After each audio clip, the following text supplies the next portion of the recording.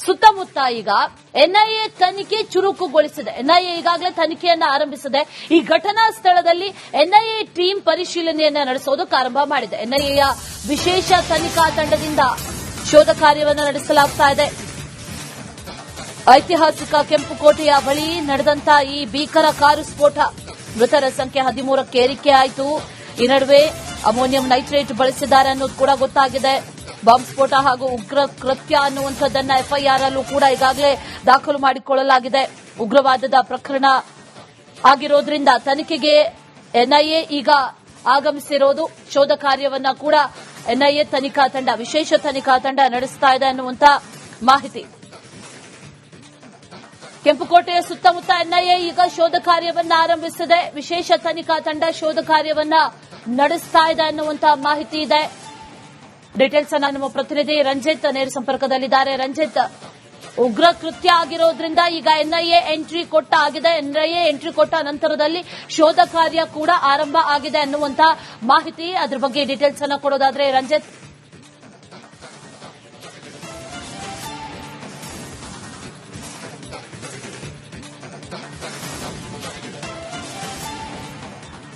ಖಂಡಿತ Ashwini, national investigation agency ಈಗ 10 ಜನರ ತಂಡವನ್ನ ಮಾಡಿದೆ. ಎಡಿಜಿ ವಿಜಯ್ ಸಕ್ರೆ ಅವರ ನೇತೃತ್ವದಲ್ಲಿ 10 ಜನರ ತಂಡವನ್ನ ಮಾಡಿ ಈಗ ಇನ್ವೆಸ್ಟಿಗೇಷನ್ ಅನ್ನ ಇನ್ನಷ್ಟು ಕ್ಷಿಪ್ರಗತಿಯಲ್ಲಿ ಮುಗಿಸೋದಕ್ಕೆ ಎನ್ಐಎ ಅಧಿಕಾರಿಗಳು ಈಗ ಹೊರಟಿದ್ದಾರೆ. ಹಾಗಾಗಿ ಎನ್ಐಎ ಅಧಿಕಾರಿಗಳು ಯಾವಾಗ ಈ ಪ್ರಕರಣವನ್ನ ಕೈಗೆತ್ತಿಕೊಂಡ್ರು, ಈ ಪ್ರಕರಣದಲ್ಲಿ ಭಯೋತ್ಪಾದಕ ಚಟುವಟಿಕೆಯ ಬಗ್ಗೆ ಯಾವಾಗ ಅನುಮಾನ ಮೂಡ್ತೋ ಅವಾಗ ಎನ್ಐಎ ಅಧಿಕಾರಿಗಳು ಎಂಟ್ರಿ ಆಗ್ತಾರೆ. ಬಹುತೇಕ ಈ ಪ್ರಕರಣದಲ್ಲಿ ಯಾರು ಏನು ಎತ್ತ ಅನ್ನುವಂತ ಸಂಪೂರ್ಣ ಮಾಹಿತಿಯನ್ನ ಕಲೆಕ್ಟ್ ಮಾಡಿ ಒಂದು ಇನ್ವೆಸ್ಟಿಗೇಟಿವ್ ಆಗಿ ಎಲ್ಲವನ್ನು ಕೂಡ ಹೊರಹಾಕಿದ್ದು ಕೂಡ ಎನ್ಐಎ ಅಧಿಕಾರಿಗಳ ತಂಡ. ವಿಜಯ್ ಸಕ್ರೆ ಎಡಿಜಿ ಅವರ ನೇತೃತ್ವದ ಒಂದು ಎನ್ಐಎ ಅಧಿಕಾರಿಗಳ special investigation team, national investigation agency special investigation team ಅನ್ನ ಈಗ ಫಾರ್ಮ್ ಮಾಡಿದೆ. ಅವರು ಈಗ ಇದರ ಆಳವಾಗಿ ತನಿಖೆಯನ್ನು ಮಾಡ್ತಾ ಇದ್ದಾರೆ. ಬಹುತೇಕ ಸಿಸಿಟಿವಿ ಫುಟೇಜ್ಗಳು ಮತ್ತೆ ಮೊನ್ನೆ ಅಟ್ಯಾಕ್ ಆದಂತ ಜಾಗದಲ್ಲಿ ಸಿಕ್ಕಿರುವಂತಹ ಸುಮಾರು 42 ಸ್ಯಾಂಪಲ್ಸ್ ಗಳನ್ನ ಇವರು ಕಲೆಕ್ಟ್ ಮಾಡಿದ್ದಾರೆ ಅನ್ನುವಂತ ಮಾಹಿತಿ ಲಭ್ಯ ಆಗಿದೆ. ಮತ್ತೆ ಈ ಅಮರ್ ಆತನ ತಂದೆ ತಾಯಿಯ ಡಿಎನ್ಎ ಟೆಸ್ಟ್ ಕೂಡ ಮಾಡಿದ್ದಾರೆ ಅನ್ನುವಂತ ಮಾಹಿತಿ ಲಭ್ಯ ಆಗಿದೆ. ಸಹಜವಾಗಿ ಎನ್ಐಎ ಅಧಿಕಾರಿಗಳ ಇನ್ವೆಸ್ಟಿಗೇಷನ್ ಅದು ಪೊಲೀಸರ ಇನ್ವೆಸ್ಟಿಗೇಷನ್ ರೀತಿಯಲ್ಲಿ ಇರೋದಿಲ್ಲ. ಅವರು ಇನ್ನೂ ಡೀಪ್ ಹೋಗ್ತಾರೆ, ಇನ್ನಷ್ಟು ಎವಿಡೆನ್ಸ್ ಗಳನ್ನ ಕಲೆ ಹಾಕ್ತಾರೆ. ಅವರ ಸೋರ್ಸ್ ಬಹಳ ದೊಡ್ಡದಿರುತ್ತೆ. ಬಹುತೇಕ ಈಗ ಈ 10 ಜನ ಇನ್ನಷ್ಟು ಡೆಪ್ತ್ ಆಗಿ ಇನ್ವೆಸ್ಟಿಗೇಟ್ ಮಾಡಿ ಬೇರೆ ಯಾರ್ಯಾರು ಇದ್ದಾರೆ ಇವರ ಸಹಚರರು ಅನ್ನೋದನ್ನ, ಹಾಗಾಗಿ ಇವತ್ತು ಅಲ್ಫಲಾಹ ಈ ಹಾಸ್ಪಿಟಲ್ ಯೂನಿವರ್ಸಿಟಿ ಅದಲ್ಲ, ಈ ಯೂನಿವರ್ಸಿಟಿಗೆ ಅಧಿಕಾರಿಗಳ ತಂಡ 2 ಕಾರ್ನಲ್ಲಿ ಬಂದಿದ್ರು. 2 ಕಾರ್ನಲ್ಲಿ ಬಂದು ಈಗ ಇನ್ವೆಸ್ಟಿಗೇಟ್ ಮಾಡ್ತಾ ಇದ್ದಾರೆ. ನೋಡಿ, ಅಲ್ಲಿನ ಚಿತ್ರಣವನ್ನ ನಾನು ನಿಮ್ಗೆ ತೋರಿಸ್ತೀನಿ. ಹೇಗಿದೆ ಈಗ ಅಲ್ಫಲಾಹ ಯೂನಿವರ್ಸಿಟಿಯ ಚಿತ್ರಣ ಅನ್ನೋದನ್ನ ನಿಮ್ಗೆ ತೋರಿಸ್ತಾ ಹೋಗ್ತೀನಿ. ನೋಡಿ, ಇಲ್ಲಿ ಸೆಕ್ಯೂರಿಟಿಗಳನ್ನು ಹಾಕಿದ್ದಾರೆ. ಯಾರಿಗೂ ಕೂಡ ಅನ್ನೆಸೆಸರಿ ಇಲ್ಲಿ ಎಂಟ್ರಿ ಇಲ್ವೇ ಇಲ್ಲ. ಹೋಗೋರು ಬರೋರು ಯಾರೇ ಇದ್ರು ಕೂಡ ಇಲ್ಲಿ ಒಳಗಡೆ ಇರುವಂತಹ ಒಂದು ಕೌಂಟರ್ ಇದೆ, ಅಲ್ಲಿ ಎಂಟ್ರಿ ಮಾಡಿ ಹೋಗಬೇಕಾಗತ್ತೆ. ಸದ್ಯಕ್ಕೆ ಈಗ ನ್ಯಾಷನಲ್ ಇನ್ವೆಸ್ಟಿಗೇಷನ್ ಏಜೆನ್ಸಿಯೂ ಕೂಡ ಇದನ್ನ ಬಹಳ ಕಂಟ್ರೋಲ್ಡ್ ಆಗಿ ಅಥವಾ ಬಹಳ ಸೂಕ್ಷ್ಮವಾಗಿ ನೋಡ್ತಾ ಇರೋದ್ರಿಂದಾಗಿ ಇಲ್ಲಿ ಬಹಳ ಗಂಭೀರವಾಗಿ ಈ ಆಸ್ಪತ್ರೆ ಒಳಗಡೆ ಇನ್ನು 40 ಜನ ಕಾಶ್ಮೀರ ಮೂಲದವರು ಇದ್ದಾರೆ, ಡಾಕ್ಟರ್ಗಳು. ಅವರಿಗೇನಾದ್ರೂ ಇವರ ಸಂಪರ್ಕ ಇದೆಯಾ, ಅವರೇನಾದ್ರೂ ಇವರ ಬ್ರೈನ್ ವಾಶ್ಗೆ ಒಳಗಾಗಿ ಅವರು ದೇಶ ವಿರೋಧಿ ಚಟುವಟಿಕೆಯಲ್ಲಿ ಭಾಗಿಯಾಗಿದ್ದಾರಾ ಅಥವಾ ಅವರ ಹಿನ್ನೆಲೆ ಏನು, ಇದೆಲ್ಲವನ್ನು ಕಲೆ ಹಾಕ್ತಾ ಇದ್ದಾರೆ. ಗಂಭೀರವಾಗಿ ಪರಿಗಣಿಸಿದೆ. ಹೋಮ್ ಮಿನಿಸ್ಟರ್ ಅಮಿತ್ ಶಾ ಕೂಡ ಇದರ ಕ್ಷಣದ ಮಾಹಿತಿಯನ್ನು ಪಡ್ಕೊಳ್ತಾ ಇದ್ದಾರೆ.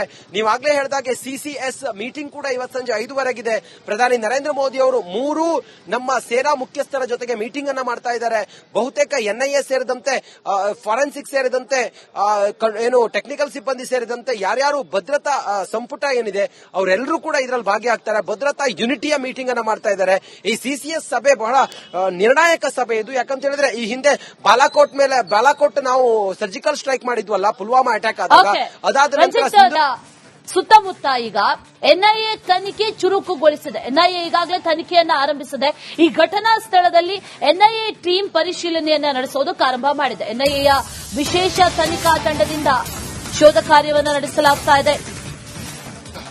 ಐತಿಹಾಸಿಕ ಕೆಂಪುಕೋಟೆಯ ಬಳಿ ನಡೆದಂತ ಈ ಭೀಕರ ಕಾರು ಸ್ಫೋಟ, ಮೃತರ ಸಂಖ್ಯೆ 13ಕ್ಕೆ ಏರಿಕೆಯಾಯಿತು. ಈ ನಡುವೆ ಅಮೋನಿಯಂ ನೈಟ್ರೇಟ್ ಬಳಸಿದ್ದಾರೆ ಅನ್ನೋದು ಕೂಡ ಗೊತ್ತಾಗಿದೆ. ಬಾಂಬ್ ಸ್ಫೋಟ ಹಾಗೂ ಉಗ್ರ ಕೃತ್ಯ ಅನ್ನುವಂಥದ್ದನ್ನ ಎಫ್ಐಆರ್ ಅಲ್ಲೂ ಕೂಡ ಈಗಾಗಲೇ ದಾಖಲು ಮಾಡಿಕೊಳ್ಳಲಾಗಿದೆ. ಉಗ್ರವಾದದ ಪ್ರಕರಣ ಆಗಿರೋದ್ರಿಂದ ತನಿಖೆಗೆ ಎನ್ಐಎ ಈಗ ಆಗಮಿಸಿರೋದು. ಶೋಧ ಕಾರ್ಯವನ್ನ ಕೂಡ ಎನ್ಐಎ ತನಿಖಾ ತಂಡ, ವಿಶೇಷ ತನಿಖಾ ತಂಡ ನಡೆಸ್ತಾ ಇದೆ ಅನ್ನುವಂತ ಮಾಹಿತಿ. ಕೆಂಪುಕೋಟೆಯ ಸುತ್ತಮುತ್ತ ಎನ್ಐಎ ಈಗ ಶೋಧ ಕಾರ್ಯವನ್ನ ಆರಂಭಿಸಿದೆ. ವಿಶೇಷ ತನಿಖಾ ತಂಡ ಶೋಧ ಕಾರ್ಯವನ್ನ ನಡೆಸ್ತಾ ಇದೆ ಅನ್ನುವಂತಹ ಮಾಹಿತಿ ಇದೆ. ಡೀಟೇಲ್ಸ್ ಅನ್ನ ನಮ್ಮ ಪ್ರತಿನಿಧಿ ರಂಜಿತ್ ನೇರ ಸಂಪರ್ಕದಲ್ಲಿದ್ದಾರೆ. ರಂಜಿತ್, ಉಗ್ರ ಕೃತ್ಯ ಆಗಿರೋದ್ರಿಂದ ಈಗ ಎನ್ಐಎ ಎಂಟ್ರಿ ಕೊಟ್ಟ ನಂತರದಲ್ಲಿ ಶೋಧ ಕಾರ್ಯ ಕೂಡ ಆರಂಭ ಆಗಿದೆ ಅನ್ನುವಂತ ಮಾಹಿತಿ, ಅದ್ರ ಬಗ್ಗೆ ಡೀಟೇಲ್ಸ್ ಅನ್ನ ಕೊಡೋದಾದ್ರೆ ರಂಜಿತ್.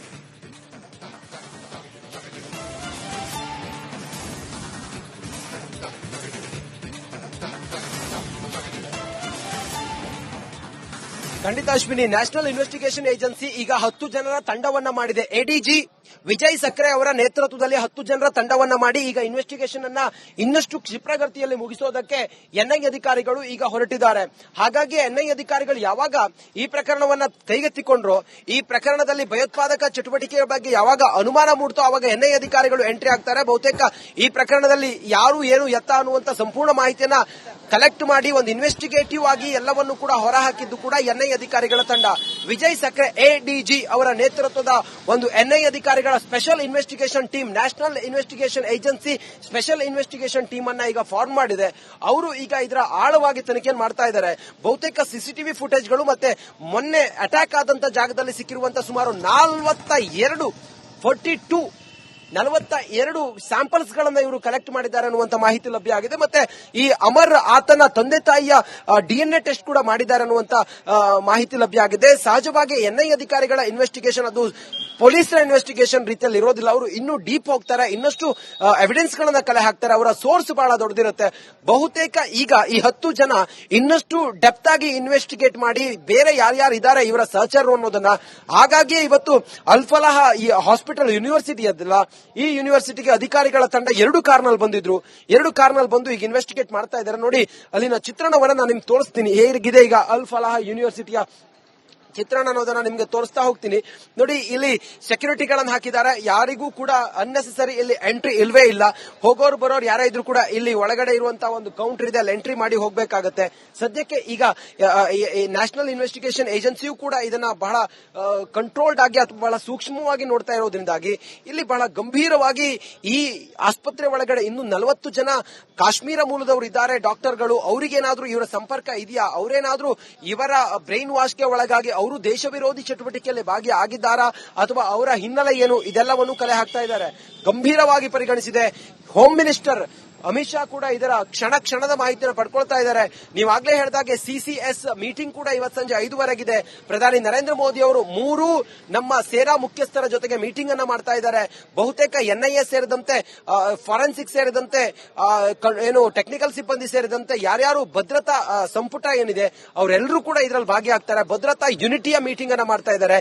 ಈ ಸಿಸಿಎಸ್ ಸಭೆ ಬಹಳ ನಿರ್ಣಾಯಕ ಸಭೆ ಇದು. ಯಾಕಂತ ಹೇಳಿದ್ರೆ ಈ ಹಿಂದೆ ಬಾಲಾಕೋಟ್ ನಾವು ಸರ್ಜಿಕಲ್ ಸ್ಟ್ರೈಕ್ ಮಾಡಿದ್ವಲ್ಲ, ಪುಲ್ವಾಮಾ ಅಟ್ಯಾಕ್ ಆದಾಗ, ಅದಾದ ನಂತರ